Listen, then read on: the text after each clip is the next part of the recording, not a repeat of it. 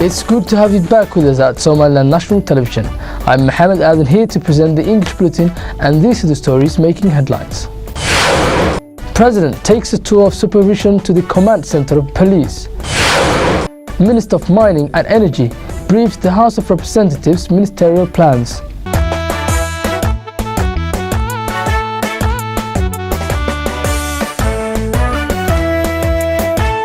The President of Somaliland, Ahmed Mohamed Mohamud Silani, take a tour of supervision to the Command Center of the Somaliland Police Forces to see with his own eyes several new buildings under construction. When the President reached the area where the new vehicles have been displayed, saluted the contingents of the police forces who were prepared to meeting the President. These new vehicles would help the police in carrying out their duty as intended and working on security so that the public would enjoy guaranteed security. The commander of the Somaliland Police, Abdullahi Fadl Iman, discussed the new police-owned projects and stated that hundreds of vehicles have been purchased by the government to help the efforts of the Somaliland police in further maintaining security of the country. He thanked to the President and his administration in their commitment toward helping progress security personnel's duty. The Minister Presidency also spoke at the event and stated that the government purchased these new vehicles to ensure that security forces are able to thwart off all internal and external threats to national security. The President of Somaliland, Ahmed Mohamed Mohamud Silani, also spoke at the event. He stated that the construction of the new building at the Police Command Center is a major leap and commendable. He added that the government purchased hundreds of vehicles and transferred to the police in order to be able to maintain national security and for the public to enjoy and rejoice in peace. The Somaliland Minister of Mining and Energy, Hussein Abdi Duale, speaking before the House of Representatives, informed about fuel and mining bill which the government is now planning to introduce.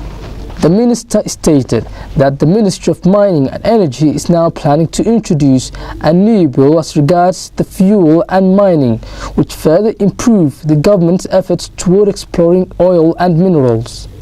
The minister reiterated that the new bill will help the ministry in signing deals with international companies to explore oil and minerals, as it already happened that companies began to explore oil in the eastern regions of Somaliland.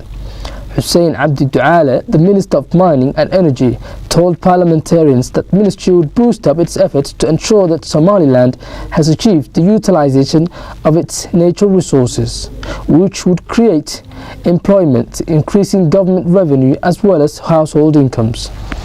Discussing various issues during his speech to brief members of the House of Representatives, the minister stated that more has been achieved on several forefronts and so many hindering issues have been met. The Prime Minister of Djibouti, Abdelkader Kamil Mohammed, received at his office the Somaliland Ambassador of Djibouti, Abdel Fattah Saeed Ahmed, accompanied by the Somaliland State Minister of Foreign Affairs, Mohammed Mihile Bghorre, to discuss improving diplomatic ties between the two nations. The Somaliland Ambassador to Djibouti, Abdelkader